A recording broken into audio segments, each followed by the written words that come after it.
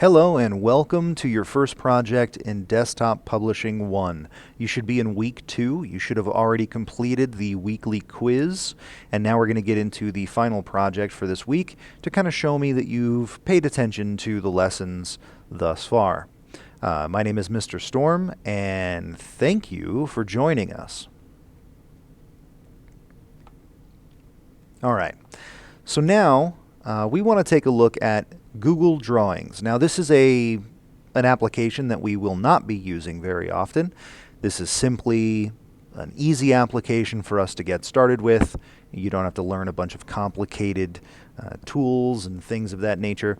So with this project, we're just going to use a very simple application. Next week we will get into learning how to use Microsoft Publisher, which is the main application you're going to use for the first term. But for now, we're going to stick with something simple. To get to Google Drawings, all you have to do is go up here to your address bar and type drawings.google.com, just like that, and you will get there. And it should take you to a new drawing pretty much automatically, as long as you're signed into your Google account. Now, you're going to want to use your Google account that you get from the school and not a personal Google account, because all of your schoolwork should be done under your school's Google account. All right, now the first thing I want to do is I want to name this. And we're going to be working on a graphics card, or a graphic designer business card. So I'm going to call this business card. And I will just put week 2. That way I can remember what week this project was for. That's a practice that I use just to remind myself and keep myself organized. It's probably a good idea for you to do the same. All right. So now I want to make sure that my card is exactly the right size. Okay, so if you look at the assignment description, you will see that the card has to be a specific size. And let me show you what that looks like over here. Oh, that's the quiz. All right. So if you look at the, where'd it go?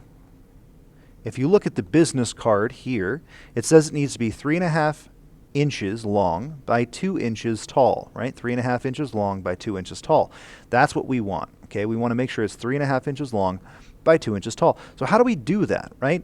Well, all we have to do is go over here to File and go to Page Setup. Now, it's going to give us this standard option here, 4:3, which is the aspect ratio. We actually want something different. We want a custom size. So we're going to hit Custom. And we are going to set this to 3.5 inches, 3.5 inches long by 2 inches tall, and select OK. Now, that really, to me, that to my eye, does not look like 3.5 inches long by 2 inches tall, right? You know, that would only be about this big here, but it happens to be this big, right? One of the things that you are going to learn is that when you're looking at something on your screen and you're designing it, the size of your object on your screen does not always correlate to the size of the object once it's printed. Right? So we set it to 3.5 inches by 2 inches, and this is going to be 3.5 inches by 2 inches once we print it off. Just right now on our screen so that we can see everything, it's nice and big. All right, so don't let that freak you out. Okay.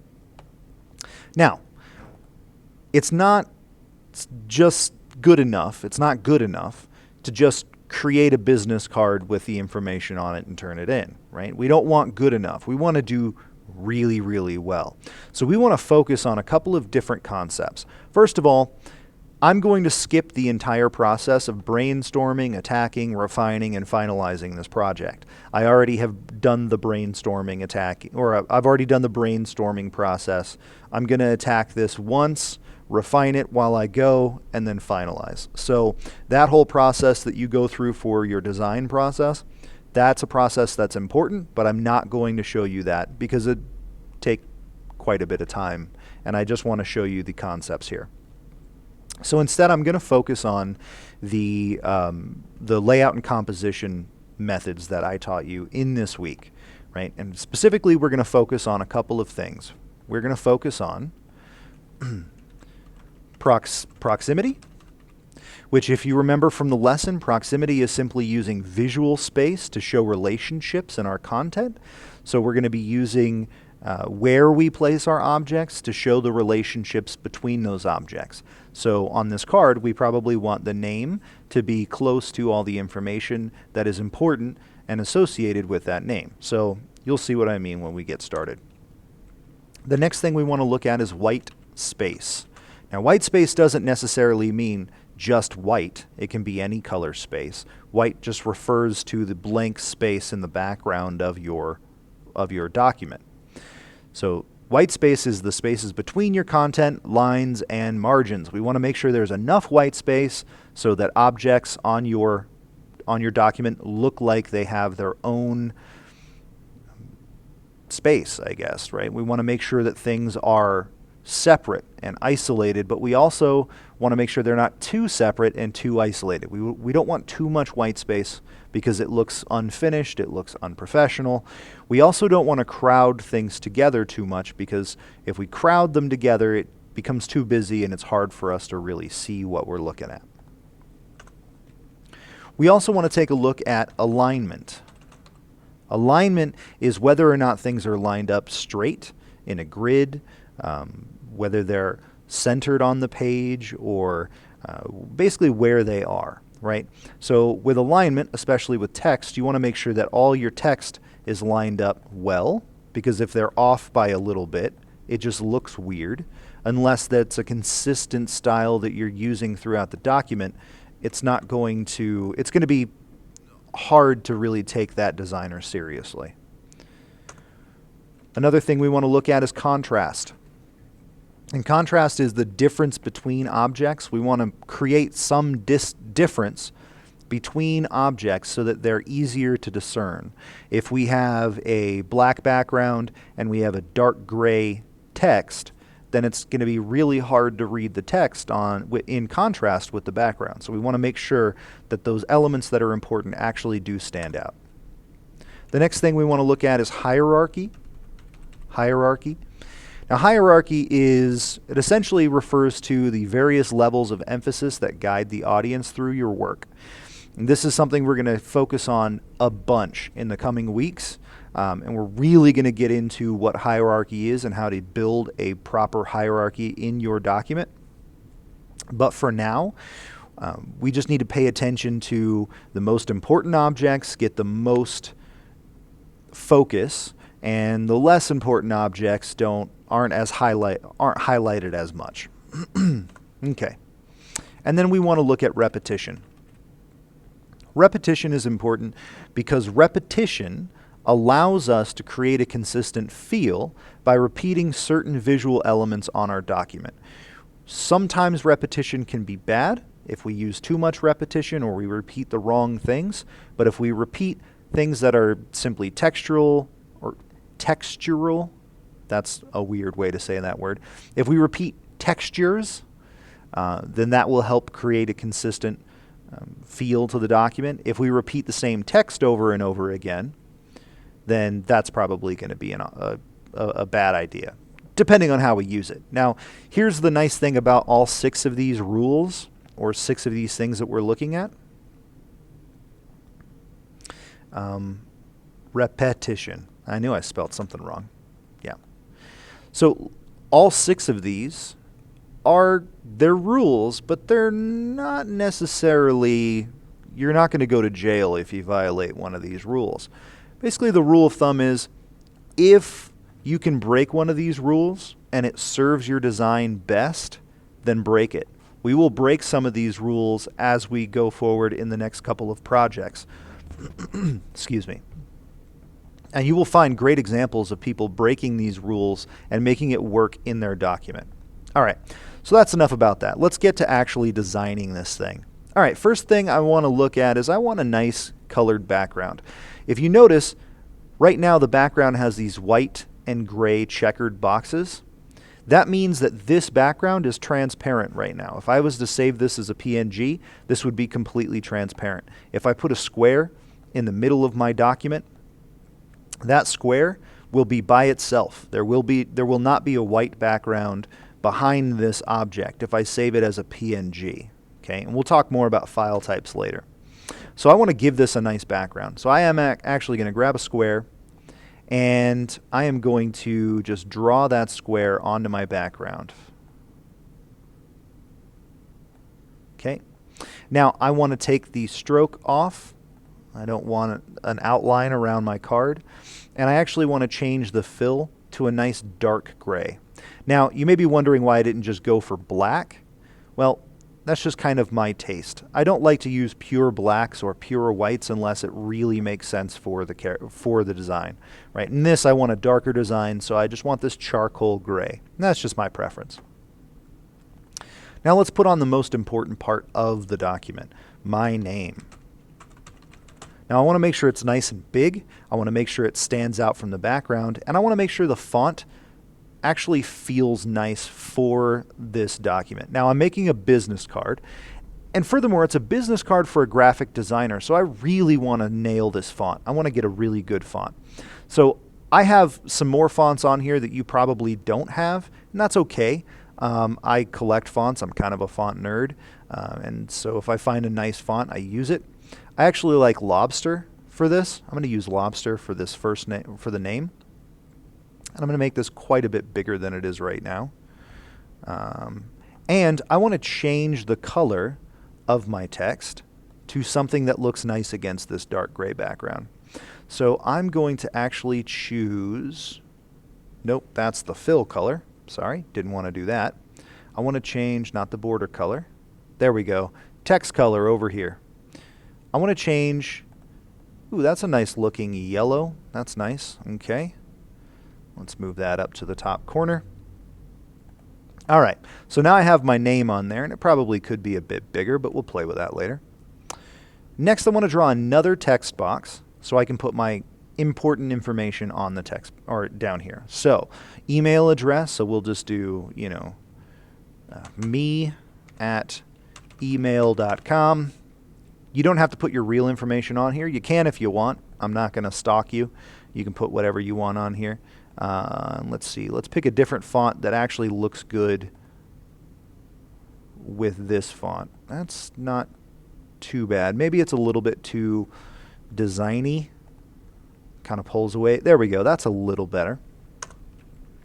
Oh, and notice it's recognizing that I'm creating a hyperlink, so I actually just want to go in here and let's see. Oh, I can just click remove right there. All right, now I want my phone number, 801-555-1234. And let's shrink this down. Actually, that's a pretty decent size.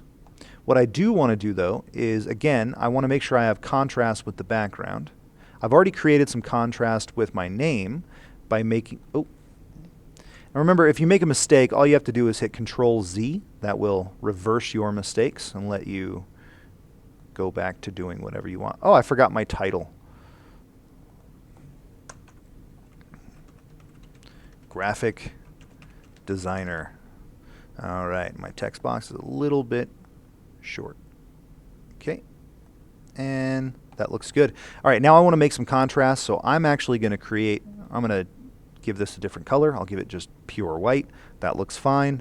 And the size is a little bit much, but it's good because remember, this is going to be a 3.5 by 2 inch graphics or business card. This actually probably could be a lot bigger now that I'm looking at it.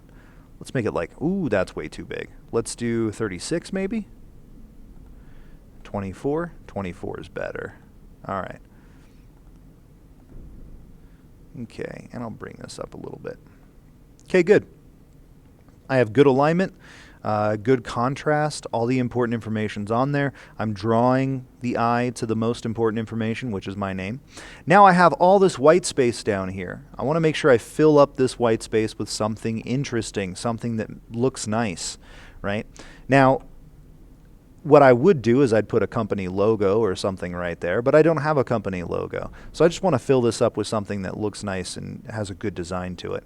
So what I'm going to do is I'm actually going to take I'm going to create a shape. I'll create a square.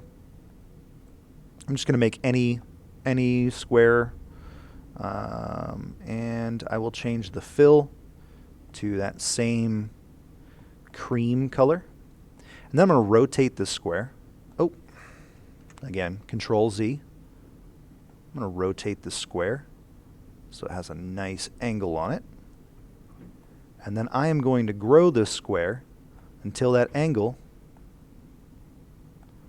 covers a good swath of my business card. Let's scroll over a little bit.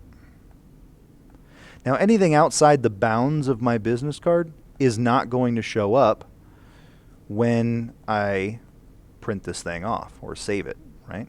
So now I have this cool looking, I have this cool stripe going across, but I want to put something in here because, yeah, there's some contrast between the two colors, but it's kind of boring still. So I'm going to throw a picture in here. And I actually want to change, let's see. Let's actually insert a picture and just kind of put it on top of that so it looks like the fill. So I'm going to search the web for a picture, and I'm going to cool textures, and I will say no background. All right. Let's see. This honeycomb thing looks kind of cool. Let's go ahead and insert that. And it's going to take a second, and there we go. So now I want to rotate this so that it matches up exactly with my box. Still a little bit of rotation needed. There we go. Okay, and I will grow it. Now, if I grab the side and I just start stretching, it's going to grow these kind of out of proportion. So I don't want to do that. What I want to do is I want to grab the corner and I want to grow it so that it grows tall and wide at the same time. And I'm kind of running out of room, so I'm going to, can I zoom out?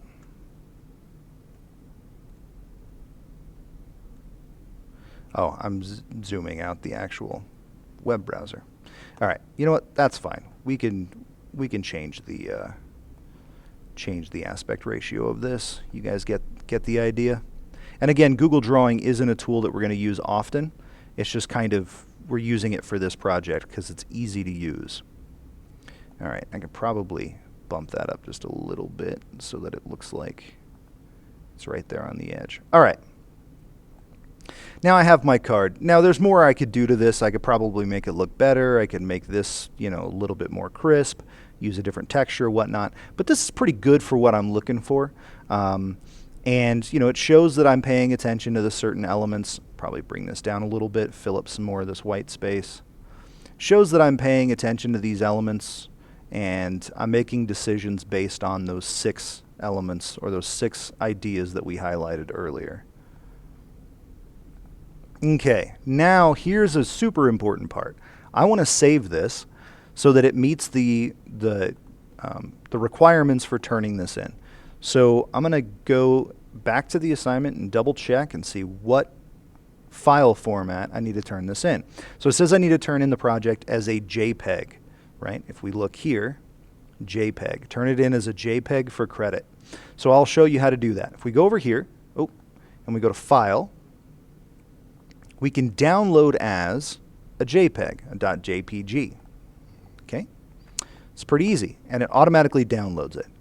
Now if I open it up by clicking on it, I can see what my business card looks like, and that is a 2.5 or a 3.5 by 2. And, that looks a little bit weird, but it looks good. It's fine.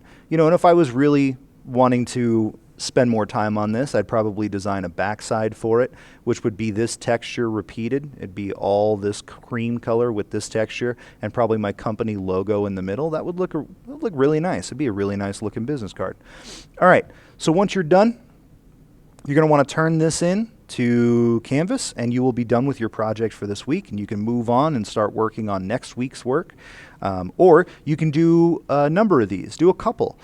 Try out a couple different ideas. Try out a couple of different design styles and see which one you like best. And you can turn in all of them or just one of them, whatever you want.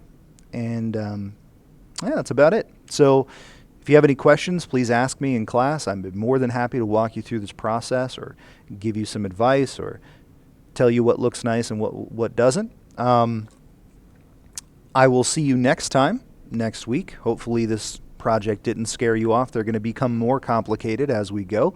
But as you can see, this doesn't really take a lot to make something that looks kind of nice and shows that you have a different skill set than most. And we're going to get to the point by the end of this class where you are making things that you could really pass off as professional. You could really pass off a lot of your work as professional work by the end of this class. And then if you want to get more advanced, I do offer a Desktop Publishing 2 class that digs even deeper into these concepts. So at this point, I'm just rambling. I'm just excited for the class to be starting. I can't wait for you guys to show me all the cool work you're putting in. I will shut up at this point, and I will let you get to work. All right. Thank you.